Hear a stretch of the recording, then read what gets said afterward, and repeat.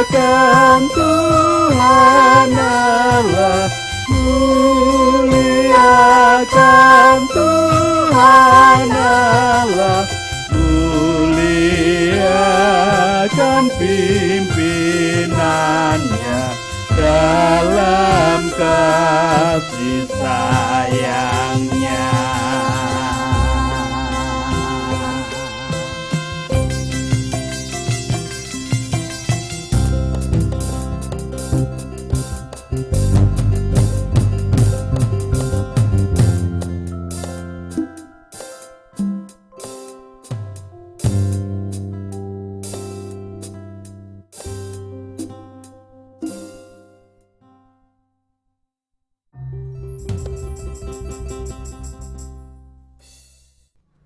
Semangat pagi, selamat bertemu kembali di hari Selasa 12 Oktober 2021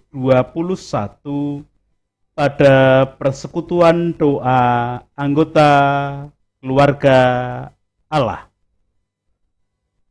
Biarlah pertolongan kita hanya berasal dari Allah yang telah menciptakan langit bumi beserta segala isinya.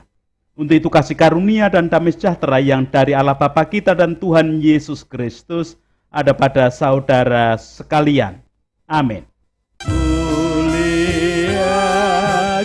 pimpinannya dalam kasih sayangnya.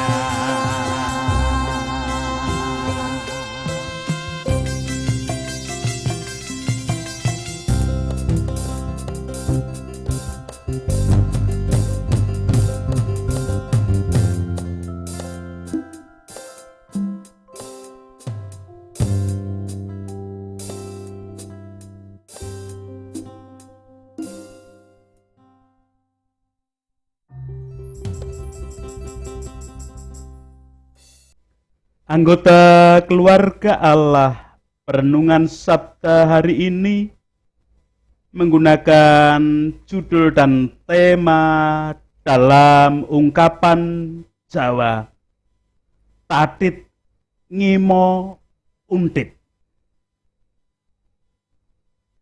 Tatit Ngimo Untit termasuk tembung saloko yang menggambarkan tatit ana ing imo utawa ana ing mega mobat mabit. Maknanya adalah penguasa yang menunjukkan kekuasaannya. Menunjukkan kekuasaan bagi seorang penguasa sebenarnya tidak selalu berpengertian buruk. Memimpin orang tidak selalu mudah. Ada saja yang membangkang dan tidak mematuhi aturan dan kesepakatan yang sudah berlaku. Jikalau segala cara dan jalan halus dan lembut hati tidak mempan digunakan, kadang-kadang menunjukkan kekuasaan agar dipatuhi juga bisa dilakukan. Konsep ini kesannya memang tidak baik, tetapi baik atau tidak sebenarnya sangat bergantung pada konteks dan keadaan. Kalau masyarakatnya mudah diatur dan diajak kerjasama menuju kebaikan, tak perlu sampai menunjukkan kekuasaan pun sudah selesai urusannya. Yang bermasalah adalah jikalau menghadapi orang-orang yang memang sengaja mengacau dan membuat keonaran. Seperti yang saya amati dalam pelaksanaan vaksin COVID saat ini. Di mana pada awal-awal pelaksanaan vaksin, Di daerah-daerah, di pedesaan-pedesaan banyak masyarakat yang menolak, tidak mau divaksin. Entah karena maraknya berita di media sosial tentang hal-hal yang mengerikan sampai adanya kematian setelah divaksin, ataupun mungkin karena ada hal yang lain. Namun saat pemerintah menggunakan kekuasaan menerapkan aturan bahwa kartu atau sertifikat vaksin digunakan sebagai persyaratan perjalanan, persyaratan bekerja, dan persyaratan lain sebagainya, maka kemudian banyak masyarakat yang berebut untuk mengikuti vaksin. Di desa tempat saya berada, banyak yang mengatakan ikut vaksin dengan alasan supaya mendapat kartu atau sertifikat vaksin agar ketika ada jatah bantuan bisa mendapatkan, ataupun ketika harus bepergian bekerja di kota pun bisa lancar. Itu pun masih ada terutama para lansia yang menolak divaksin dengan alasan sudah tua, tidak akan pergi kemana-mana dan tidak membutuhkan kartu vaksin. Atau pada bagian lain, meskipun benar bahwa kekerasan dan kemarahan bisa diatasi dengan kelembutan hati, tetapi kalau sengaja membangkang, tetap harus ditindak dengan tegas agar tidak menjadi contoh bagi yang lainnya. Kalau sampai ada pembangkang dan tidak ditindak tegas, yang terjadi adalah pemimpin akan kehilangan kewibawaan dan tidak akan lagi dipedulikan oleh anak buah atau bahkan rakyat lagi.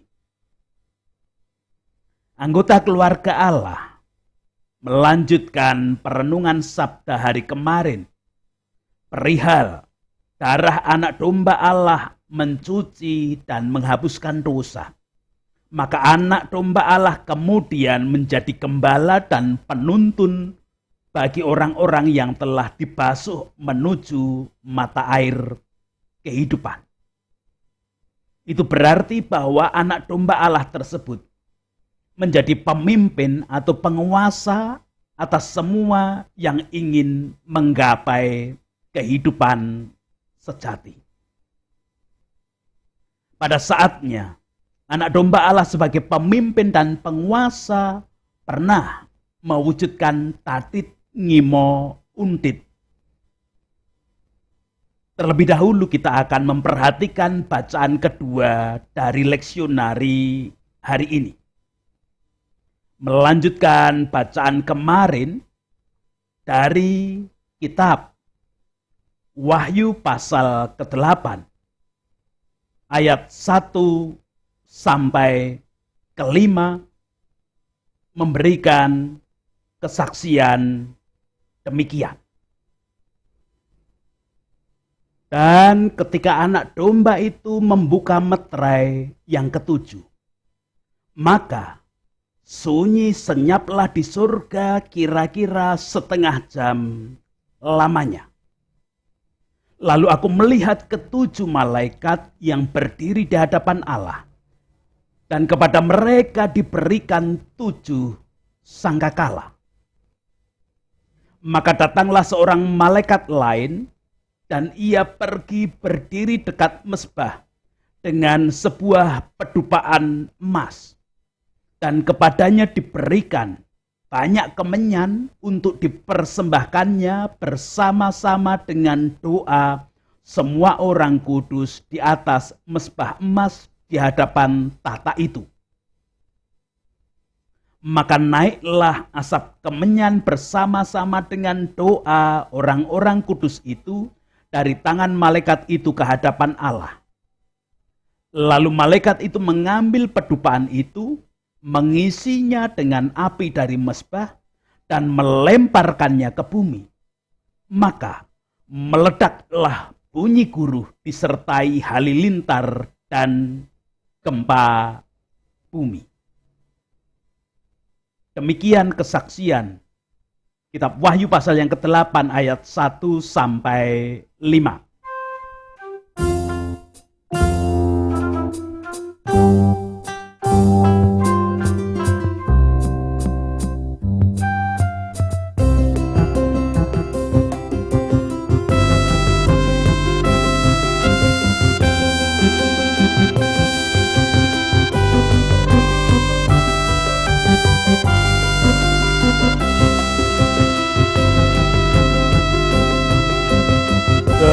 Katamu abadi, seluruh langkah kami yang mengikutinya, hidup sukacita.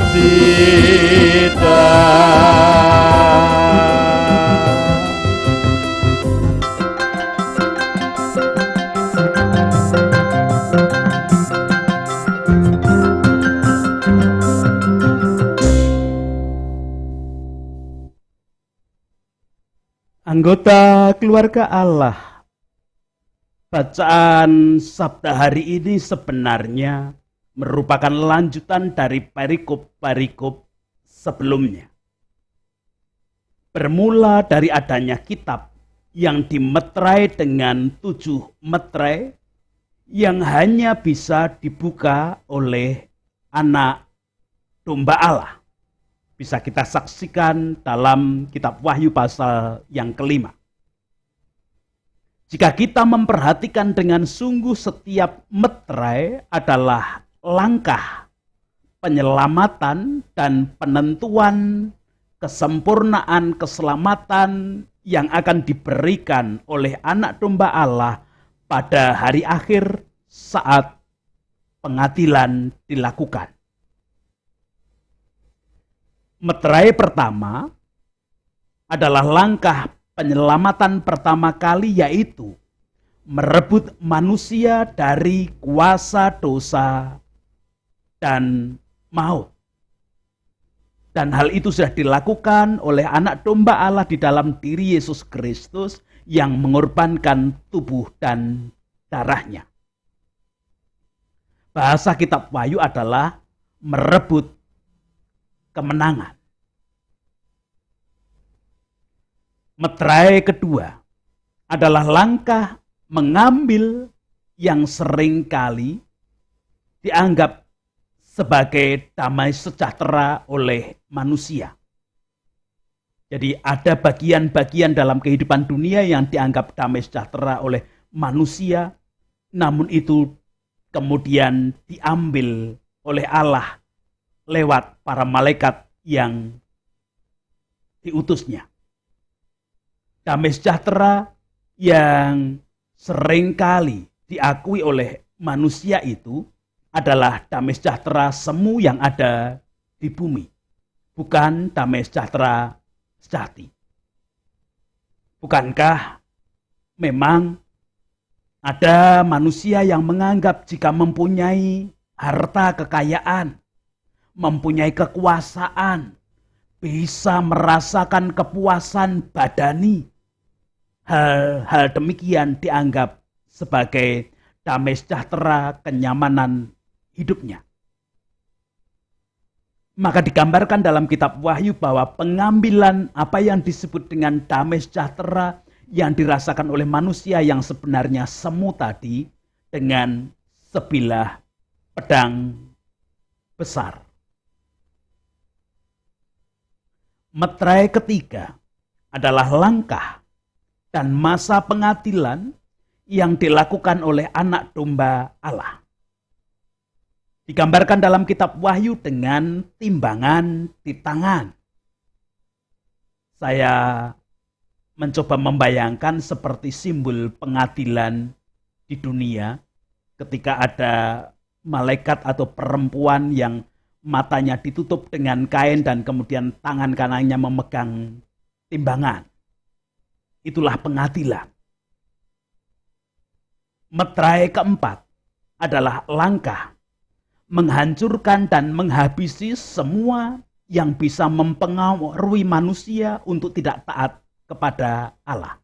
Jadi nanti pada hari akhir, ternyata yang selama hidup mempengaruhi agar manusia tidak taat kepada Allah, agar manusia melawan Allah, itu kemudian dihancurkan, dihabisi. Kitab Wahyu menyebutnya dengan kerajaan maut yang dihabisi. Meterai kelima adalah langkah membangkitkan orang-orang yang selama ini percaya dan bertekun dalam imannya, namun mengalami aniaya dunia karena iman dan kepercayaan tersebut. Mereka tidak hanya dibangkitkan, tetapi kemudian diberi jubah putih sebagai tanda telah menerima pembasuhan dosa oleh Anak Domba Allah.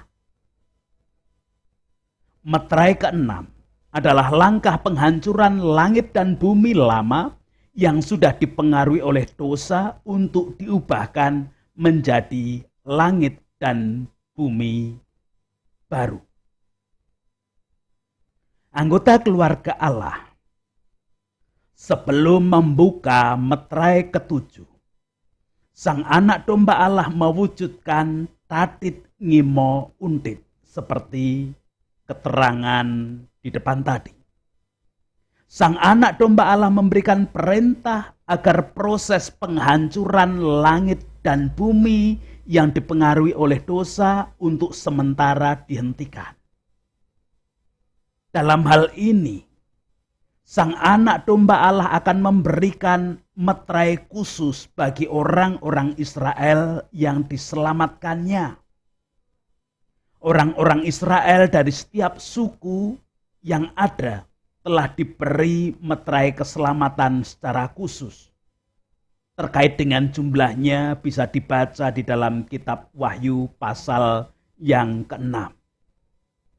Dan setelah pemberian meterai keselamatan secara khusus tersebut, sebelum meterai ketujuh dibuka, diselingi perihal orang-orang yang dimeteraikan untuk menerima keselamatan dan kehidupan sejati, dan mereka adalah orang-orang yang sudah menerima pembasuhan dosa oleh darah Anak Domba Allah. Seperti pada perenungan Sabda kemarin dikisahkan bagai ngumpul ke balung pisah. Termasuk di dalamnya bagaimana sukacita mereka setelah dikumpul ke untuk menerima kehidupan sejati. Anggota keluarga Allah, ternyata Sang Anak Domba Allah mewujudkan tatit ngimo undit guna mempersiapkan pengadilan bagi orang-orang yang selama ini mengaku percaya kepadanya, mengaku percaya pada karya penebusan yang sudah dilakukan oleh Anak Domba Allah sendiri. Ketika meterai ketujuh dibuka, maka terjadilah sunyi senyap selama kira-kira setengah jam. Itu yang dinyatakan oleh Yohanes di dalam penglihatan yang diterimanya. Dalam hal ini saya membayangkan semacam ada saat teduh dalam persiapan hendak mengikuti ibadah atau penyembahan kepada Allah. Jadi, pembukaan meterai ketujuh dilakukan dalam suasana ritual penyembahan kepada Allah. Memang, suasana penyembahan itu dimulai dengan simbol penyerahan 7 sangkakala kepada ketujuh malaikat yang akan dibunyikan sebagai tanda akhir zaman. Setelah itu, ada prosesi persembahan dan doa. Dalam kehidupan iman Kristen diajarkan bahwa persembahan adalah simbol syukur dan sekaligus simbol penyerahan hidup kepada Allah.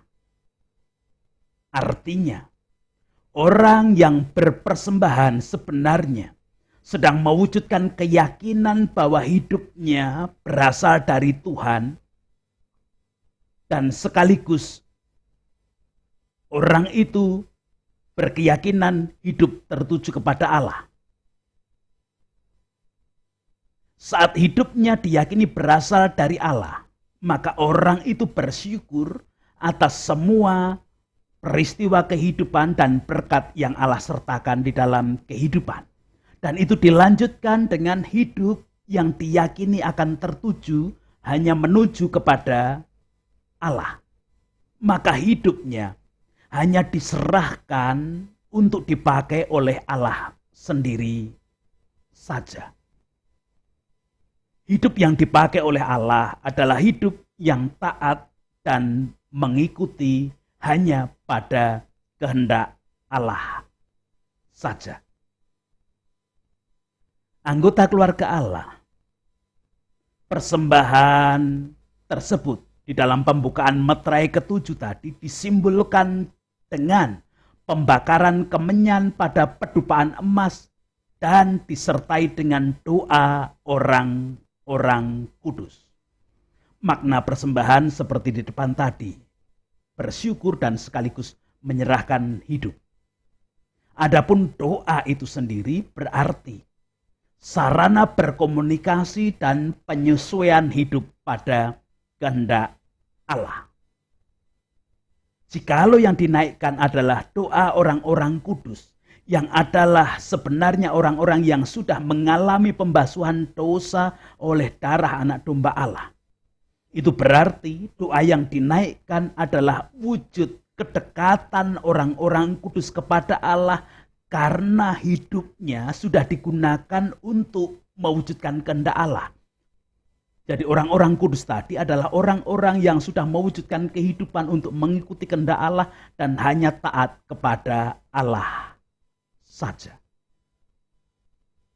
Anggota keluarga Allah, hal yang mengejutkan adalah setelah pembakaran pedupaan yang disertai dengan doa dari orang-orang kudus tadi, adalah malaikat mengisi pedupaan dengan api yang diambil dari mezbah dan kemudian dilemparkannya ke bumi.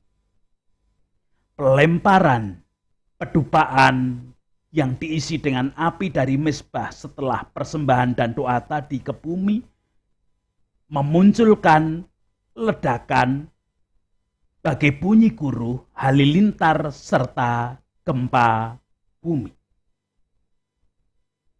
Anggota keluarga Allah, saya mencoba membayangkan di dalam kehidupan, bukankah seringkali bunyi guruh, halilintar dan gempa bumi itu diakui oleh manusia sebagai tanda-tanda pengesahan dari Allah atas suatu keadaan pada diri manusia. Misalnya, pada saat ada suatu upacara kematian, tanpa ada mendung, tanpa ada hujan, tiba-tiba ada guruh, halilintar dan gempa. Biasanya manusia kemudian memaknai bahwa orang yang meninggal sebagai sesuatu yang istimewa. Sekalipun keistimewaan itu bisa dimengerti dalam hal positif ataupun hal yang negatif. Jika kita menggunakan makna dalam pengakuan manusia tersebut, maka pelemparan pedupaan ke bumi yang menimbulkan ledakan tadi sebagai simbol pengesahan dari Allah bahwa orang-orang kudus yang hidupnya digunakan hanya untuk menuruti kehendak Allah telah diselamatkan. Namun pada sisi lain juga menjadi simbol bahwa orang-orang yang hidupnya tidak digunakan untuk menuruti kehendak Allah disahkan untuk menerima penghukuman. Belajar dari hal demikian, sebagai anggota keluarga Allah tentu kita akan semakin mewujudkan hidup hanya untuk melakukan kehendak Allah saja. Tuhan memberkati kepada setiap anggota keluarga Allah. Katamu abadi,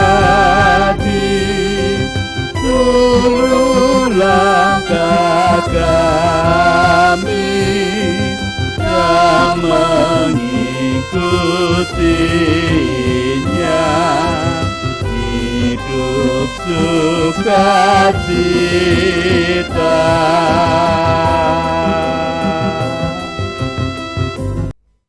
Kita bersama menghadap Tuhan di dalam doa syukur dan doa syafaat.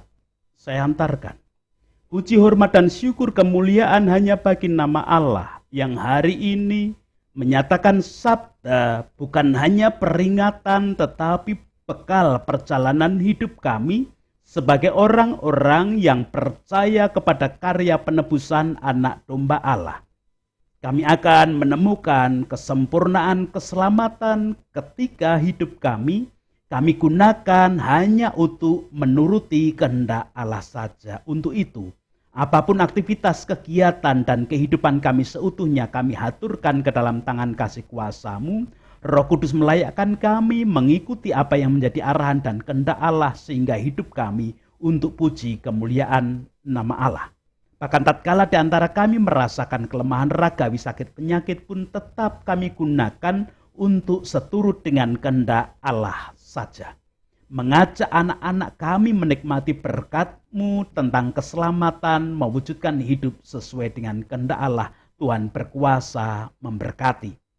Sekarang sebagai anggota keluarga Allah kami tak berdoa untuk kehidupan berbangsa dan bernegara. Melalui para pemimpin, wakil rakyat, tokoh masyarakat, tokoh agama, semua komponen bangsa dan negara, termasuk tenaga medis, masyarakat seutuhnya, di tengah-tengah maraknya kegiatan vaksin, biarlah kasih-Mu yang ada untuk kehidupan bangsa dan negara kami. Bangunan kerukunan, bangunan toleransi tetap kami haturkan ke dalam tangan kasih kuasa-Mu. Itu doa-doa kami Tuhan, ampuni dosa dan kesalahan kami, ampuni dosa kesalahan para pemimpin, wakil rakyat, tokoh masyarakat, tokoh agama, dan semua komponen bangsa dan negara ini. Di dalam Kristus kami boleh berdoa. Amin. Sekarang bersama-sama dengan seluruh komponen kehidupan di jagat raya ini, kita mewujudkan kehidupan sebagai anggota keluarga Allah yang selalu menuruti kehendak Allah, menerima berkat-Nya. Kasih karunia dan damai sejahtera yang dari Allah Bapa kita dan Tuhan Yesus Kristus di dalam persekutuan dengan Roh-Nya yang kudus tercurah, melingkupi dan menguasai, melayakkan setiap anggota keluarga Allah menuruti kehendak Allah. Amin. Katamu abadi, seluruh langkah kami yang mengikutinya, hidup sukacita.